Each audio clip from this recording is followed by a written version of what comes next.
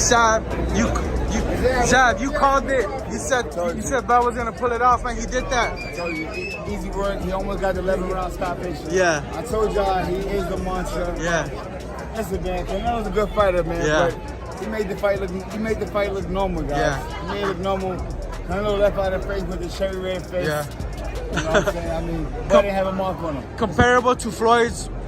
That was impressive on its own. I've different fighters, different performances, but it's up there. There's nobody that's ever done what Bud just done to Canelo Alvarez. Yeah. Come on, man. He stepped a little more to Canelo than Floyd, right? Nobody's ever hit Canelo like that before, ever. Yeah. Nobody. Where's Canelo at, man? That's a tough loss, I would imagine. Canelo's still great, man. Listen, man.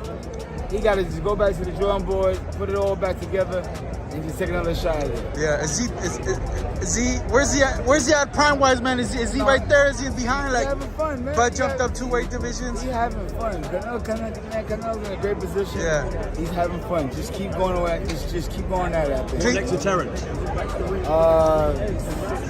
Go home, kiss on your babies, love on your family, and get back to it later on. Some people are saying maybe Bivol at 75. Is that too far? Yeah, that's probably too big. Yeah. Clean cut performance from Terence, no rematch needed, or that's giving up too much. Yeah, giving up too much as a human being. Period. Do you think you should retire then, Terence? Go out on this night? Hell no. No? We don't retire. We don't retire out. We die out. clean cut performance from Terence Crawford, no rematch needed, or it was so good. I think this. If it's gonna be a rematch, give Bud the whatever reported 150 million and give Canelo the 50 million. Yeah. Let's see what happens now. Yeah. You know? Yeah, appreciate you, Zab. Thank you.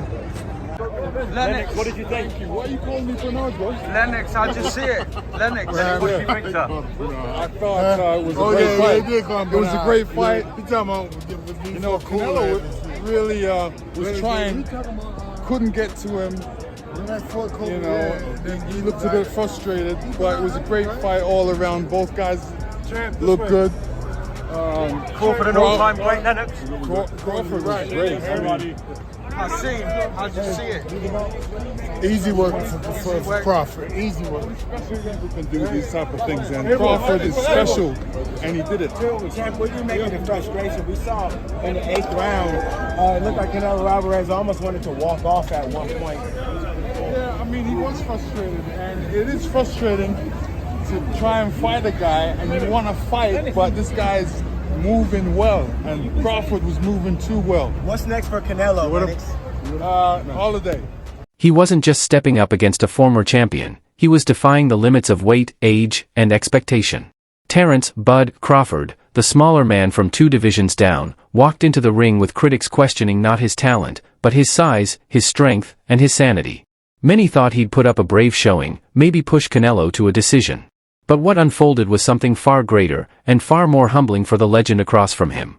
From the opening bell, Crawford turned the night into a masterclass in control. Every jab, every pivot, every subtle angle carried a message: skill outweighs muscle. The roar of the crowd slowly faded into disbelief as Canelo's power found no target and Crawford's precision dismantled his rhythm.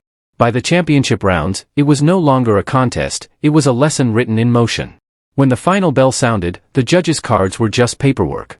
Everyone in Allegiant Stadium already knew what they had witnessed. A unanimous decision for Crawford wasn't just a victory, it was a coronation. In that ring, Bud didn't just win another fight. He transcended weight classes, reputations, and expectations, proving once again that greatness isn't measured in pounds, but in performance. Devin, your thoughts? Your thoughts, Devin? What do you want me to say? He beat him easy. Upset of a lifetime? Nah, it wasn't an upset. The people that really know boxing knew that it was a good fight. Yeah. It depended on what kind of fight that Bud fought. He fought the fight that he needed to fight to win. Is that how you expect You it want to to go? see a rematch, Devin, or you think it was pretty clean? I know it's a lot of money in the rematch, but I want Bud to retire. He accomplished everything in boxing already. Made a lot of money. He's gonna have time, go spend time with his family and have some fun. What's next for Canelo? I don't know. That night, Terence "Bud" Crawford didn't just win a fight, he shattered the limits of what modern boxing believed was possible.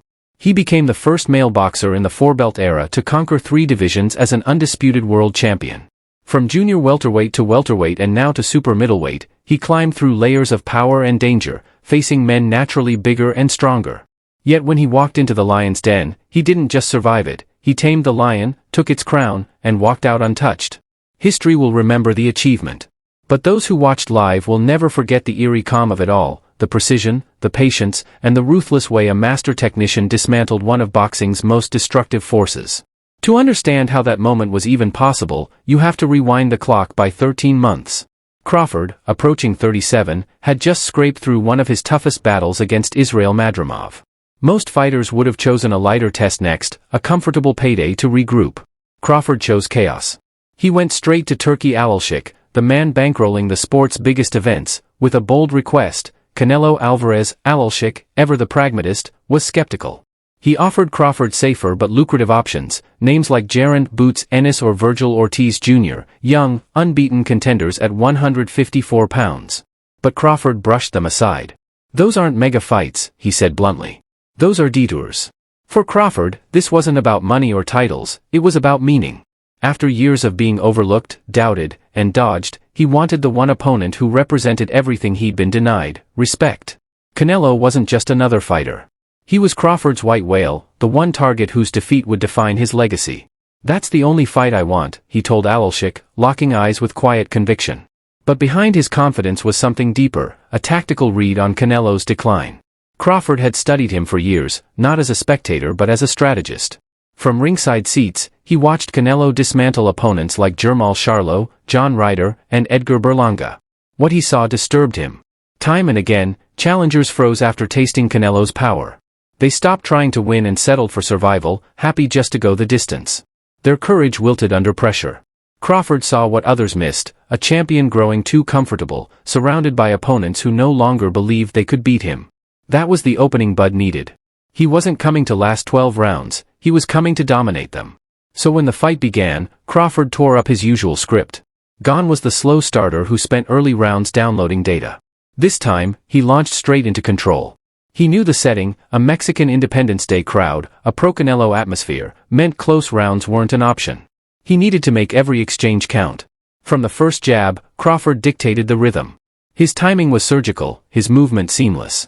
Every time Canelo tried to plant his feet and throw those signature power punches, Crawford was gone, pivoting, countering, or forcing him back with crisp combinations. The larger man looked flat-footed and reactive, trapped in a fight he no longer understood. By the middle rounds, the pattern was clear, intelligence was dismantling brute strength. Crawford wasn't just outboxing Canelo, he was rewriting the power dynamic in real time. Each exchange was a message to the world: champions fall not from age, but from underestimating hunger sharpened by purpose. All right, Steven, what's your reaction to this victory? Terence Crawford was sensational. What's your reaction? I'm surprised. I'm making some win by decision coming in this fight. Watching Canelo, seeing his career, expected he wasn't going to get knocked out, especially by the smaller man. But did Crawford have enough power and boxing skill to beat Canelo off of him to some degree? For the most part, that answer was yes. But then he stepped in there and he exchanged back and forth on several occasions and survived and prospered. And I got to give credit where credit is due. I picked him to win by decision, but I never expected. I expected the boxing superiority. What I didn't expect was for him to stand there and exchange and survive. And he did that on several occasions, and that's why Crawford deserves so much credit.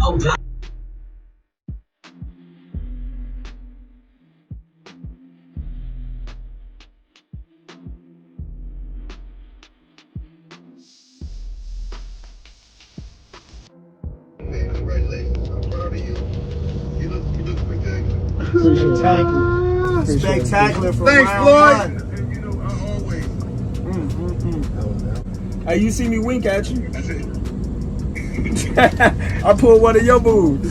I think the camera. I said, yeah. I see you, champ.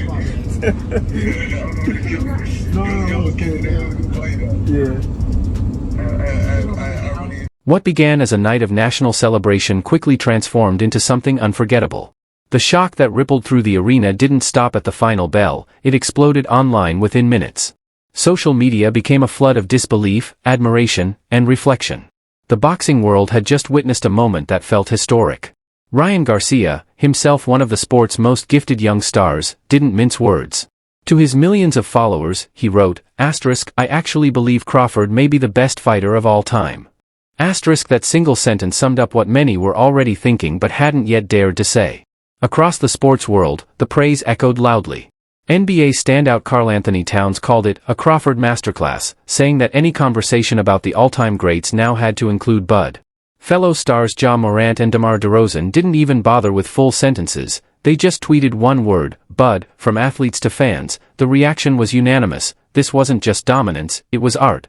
Ringside, the mix of legends and celebrities knew they'd witnessed more than a fight.